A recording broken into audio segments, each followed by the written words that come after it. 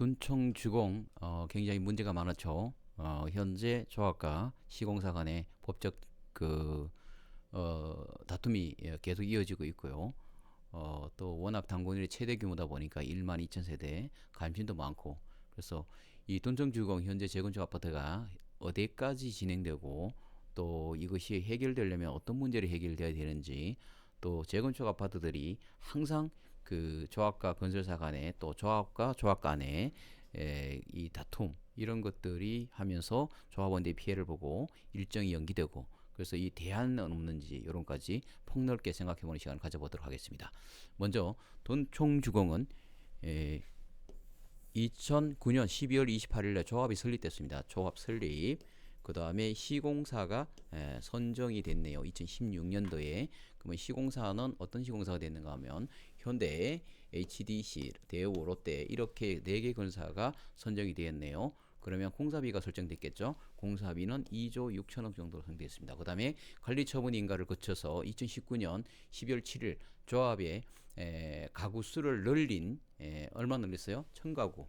가구 수를 늘린 세개를 설계를 변경했고요. 그 다음에 공사비가 정액이 됐죠. 그래서 안건을 의결을 했습니다. 그 1000만 원 구가 그 가구가 추가 건설되고 물가 상승을 반영했다 이렇게 해서 그 얘기됐죠. 금액으로 볼까요? 대략 금액부로는 정액이 체결이 되는데, 계약을 체결했는데 공사비가 5,600억 정도로 약 이렇게 됐습니다. 그러면 이걸 합치게 되면 그 대략 3억 그 1,600 정도, 600 정도 되네요. 3조 1,600 정도 이렇게 되네요. 그 다음에 그 이제 조합 간에도 여기도 이제 다툼이 있는데요. 그 조합 집행부가 해임이 이 판결로 정리가 됐네요. 그러니까 또 그러면 새로운 집행부도 나타났겠죠. 그 한 해가 바뀌면서 6개월이 정도 바뀌면서 집행부가 생겼는데 굉장히 또 많았겠네요. 그 다음에 2022년 3월 14일에는 시공단이 시공사죠. 공사비를 못 받았다면서 공사를 중단하겠다 통보를 했고요. 그러다 보니까 이제 2020년 올 1월부터는 이주비를 하게 되면 이주비하고 이자를 그 이제는 그 조합원이 각자 충당해야 되는 이런 상황까지도 이제 문제가 이어가고 있습니다. 새 집행부는 이제 전 집행부는 이렇게 정액을 해서 그 계약을 체결했고요. 새로운 집행부는 이 건에 대해서 공사비 정액 5,600억 정도 이거에 대해서는 무효 소송을 시작했습니다. 누가가? 새 집행부가. 그 다음에 그러다 보니까 공사는 이제 공사가 중단됐겠죠. 시공사는 계약이 달라졌으니까. 그래서 유치권을 행사하겠다. 들어가지 마라. 그리고 채무자는 누가? 둔촌주공 아파트 주택 재건축 사업 사업조합이 정비사업조합이 그 채무자가 되고, 채권자는 당연히 건설했던 시공사 4군데 시공사가 되겠습니다. 그리고 그 2020년 4월 10일에 새 집행부는 공사가 중단되니까 그 10일 안에 4월 11일에 10일 안에 경과 10일이 경과돼도 만약에 공사를 하지 않으면 계약을 해지하겠다 이렇게 또 통보를 했네요. 섬서 이제 갈 대로 가네요. 2022년 4월 15일 날 또 시공단은 이제 얘기했겠죠. 사업 중단에다가 이제는 유치권을 하겠다. 이 유치권을 바로 했습니다. 시작했고요. 그 다음에 4월 16일 날 조합은 공사비 정액 계약 과거 임시총회 의결을 취소하는, 앞에 집행부가 했던 걸 취소하는 안을 이제 그 총회로 가결을 했네요. 그 다음에 그 22년 5월이 원래 분양 예정이었는데 지금 이렇게 다툼이 있으니까 실제로 굉장히 가능성은 희박해졌죠. 이제는 좀 많이 연기될 것 같습니다. 그리고 23년 내년 8월에 입주 예정이었는데 이 역시도 불투명하게 됐습니다. 현재 공정률은 52%로 공정률을 보이고 있습니다. 다음으로 둔촌주공 현재까지 현황을 살펴봤고요. 그 다음에 조합과 시공사의 대립을 하고 있는데 내용을 좀 더 살펴보도록 하겠습니다. 뭐니 해도 돈관계죠. 공사비. 자, 공사비를 그 전 집행부와 그 지금 현재 새 집행부 안에 공사비 놓고 그 정액을 놓고 서로가 인정하고 인정 안 하고, 그러다 보니까 시공사로서는 뭔 짓 하는 거야 이렇게 할 수 있겠죠. 자, 조합 측에서는 공사비 정액 근거가 없다. 그래서 5,600에 대해서 그 해지 가능성이 있다 이렇게 얘기하겠죠. 그럼 시공사 가만 안 있겠죠. 그거는 1000가구가 추가 건설되고 물가 인상을 감안해서 된 거기 때문에 그거는 저침묵했기 때문에 그건 인정돼야 된다. 이렇게 해서 다툼을 하고 있네요.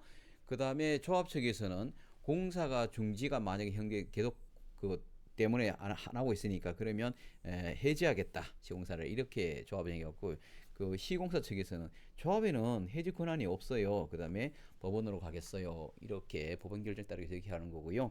양측 주장을 보게 되면 조합 측에서는 공사비 정의에 대해서 이거 좀 검증이 필요하다. 이렇게 주장을 하고 있고요.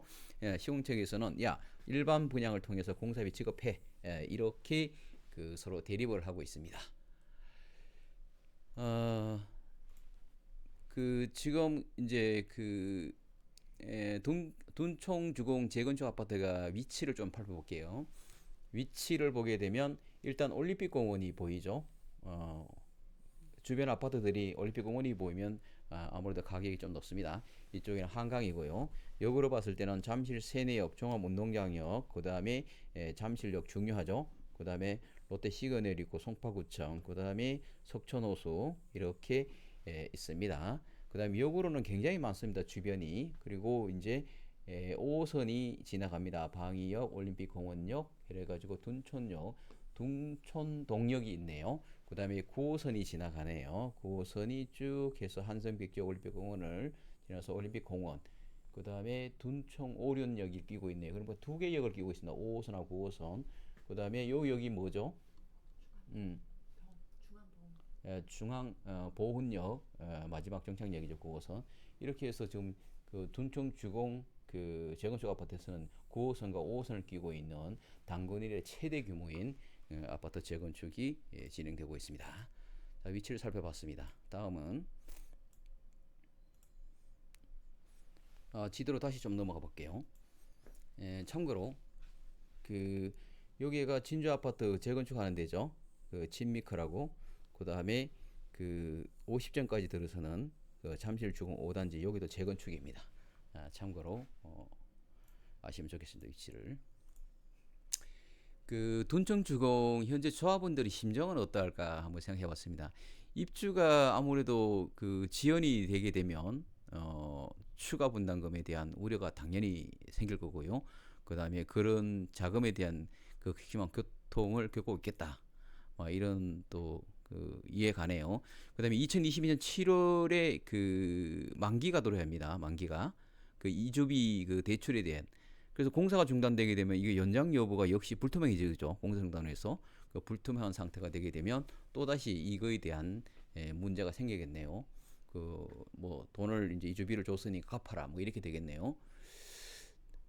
그러면 둔청주공이 이 사태가 최악을 막아야 하는데요.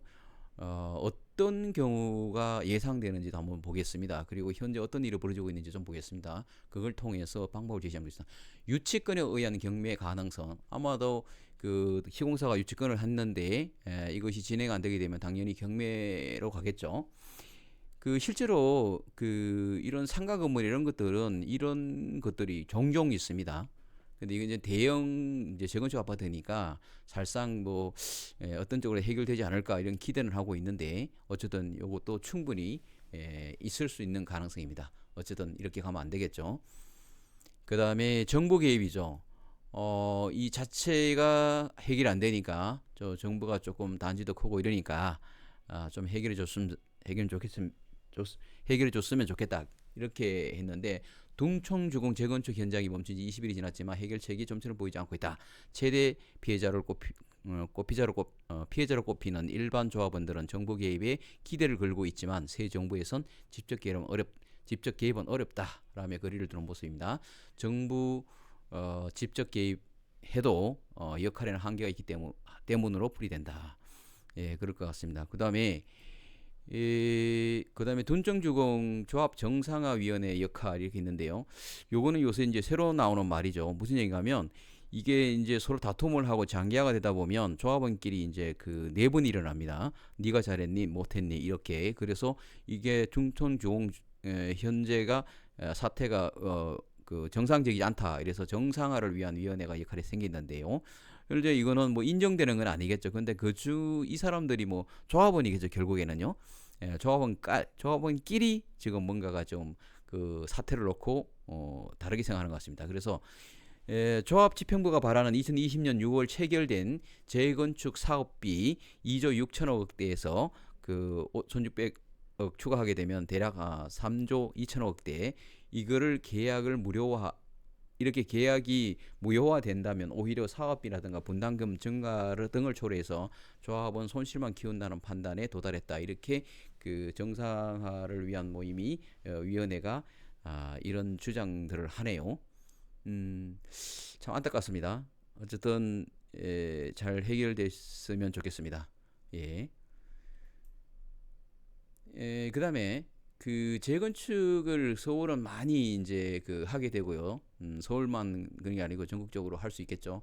그래서 지금 그 차기 이 집행부도 대통령도 아마 이 그 재건축에 대해서 굉장히 공급에 대해서 굉장히 신도시 일기 신도시 이런 관심도 많고 진짜 할 것 같은데요. 그런데 뭐 지금 이제 이런 재건축에 있을 때 과연 조합으로 가면 좋겠냐, 신탁사로 가면 좋겠느냐. 물론 조합으로 가는 게 일반적이었죠. 근데 이제 이런 항상 문제가 생기고 그 하다 보니까 개인부터 지역 그다음에 뭐 국가로 봤을 때도 가히 좋은 그 결과는 아니겠죠. 이렇게 문제는데 이걸 좀 해결한 방법이 없느냐. 그래서 또 이제 신탁사가 여기서 또 나타나네요. 그 신탁사와 조합을 비교해 보는 시간을 가지도록 하겠습니다. 일단 조합은 추진 요건이 있겠죠. 조합을 하려 그러면 소유자 75%, 동별 소유자 50% 이상의 동의가 필요합니다. 신탁사 같은 경우는 좀 추가 필요하죠. 토지 면적 3분의 1 이상이 신탁 등기가 필요하고 합니다. 그 다음에 초기 사업비 돈이죠. 그냥 중요합니다. 신탁사 같은 경우는 자금력이 있으니까 신탁사가 직접 조달합니다. 그 다음에 그 조합에서는 소유자가 직접 조달 또는 정비업체가 돼야 하는데 대략적으로는 직접 조달하는 쪽으로 생각하시면 될 것 같습니다. 그 다음에 개발이익 배분인데요. 아마 신탁사는 이게 용역을 주는 꼴이니까요. 그거에 대한 그 수수료를 줘야 되겠죠. 2 내지 4% 신탁사에 지급해야 됩니다. 그 다음에 조합은 그 직접 하기 때문에 조합으로 환원됩니다. 다음으로는 시공사 선정입니다. 시공사 선정하는데 그 사업 시행 인가 후 조합 사업 시행과 인가 후에는 조합의 시공사를 선정하는 거고요. 그 다음에 그 신탁사에서는 사업 시행자가 정해를 지면 바로 지정할 수 있다. 지정 후에는 그 다음에 공사비 조달입니다. 공사비 조달이 지금 그 시공사가 지금 돈중교 같은 경우는 결국은 공사비를 안 주니까 유치권을 한 거 아니겠습니까? 그래서 신탁사 같은 경우는 신탁사가 대출을 받아서 공사비를 지급하니까 이런 경우는 없다. 이런 거고요. 여기는 분양 대금으로 공사를 진행한다고. 이 분양 대금은 일반 분양을 내려갑니다. 일반 분양. 일반 분양 하게 되면 뭐 분양가 상한제 막 이런 말이 나오죠. 여기도 막 그런 것들이 혼재돼 있습니다. 그래서 일반 분양을 해서 그 돈으로 공사비를 진행한다 이렇게 되고요. 그 다음에 조합으로 했을 때 장점과 단점이 그 확실히 갈라지는데요. 장점으로는 조합은 주체니까 조합의 의견이 최대한 수렴이 된다. 그 다음에 이익도 뭐 용역비가 나가니까 조합 이익이 최대한 유리하겠다. 조합원들이 사업 주체 위상이 확보되겠다. 단점으로는 조합 임원과 시공사 간의 유착 관계 여기서 이를 보게 되면 뭐 시공사 선정하면서부터 그 다음에 그 자재 그 자재 같은 경우도 그 추가로 자꾸 변경되면서 이제 그 또 공사비 이런 시공사하고 이제 이런 간에 서로 유착 관계도 있고 문제가 생기고 이러죠. 뭐 지금 돈충주건도 그 얘기가 굉장히 많이 나오고 있습니다. 그 자재 관련돼서 그 이거는죠. 그다음에 시공사 위주 사업 주체가 그 사업 추진이 그 우려가 된다. 그러니까 아무래도 그 집행부는 전문성이 없으니까 이제 사공사 위주로 간다 이런 거죠. 그다음에 집행부의 비전문성으로 사업 표류한다 그러니까 그렇습니다. 그 다음에 신탁사 같은 경우도 장단점을 구분해 볼게요. 장점으로는 사업 진행의 투명성과 안정성이 확보된다. 사업 기간이 단축된다. 꼭 그렇지는 않지만 그래도 좀 단축되는 구간이 그 절차 부분에서 좀 단축될 수밖에 없습니다. 그 다음에 시공사 단순 도급으로서 공사비 절감되고 사업비 조달에 신경 쓰지 않아도 된다. 그 다음에 단점으로는 신탁사 수수료를 줘야 되겠죠. 그 다음에 그 신탁사 위주로 사업 추진을 합니다. 왜 그런가 하면 이쪽에 조합 위주로 가다 보니까 안 되니까 신탁사 위주로 하니까 신탁사가 전문성 없는 그 저기 조합보다는 이렇게 신탁사 위주로 사업 추진한다. 그리고 조합 의견을 막 이것저것 내는 거는 조합원들이 그래서 막 뒤집어지는 거죠. 서로가 얘기하니까 조합끼리. 근데 그런 것들 의견 수렴이 참여할 수가 없습니다. 저하됩니다. 굉장히.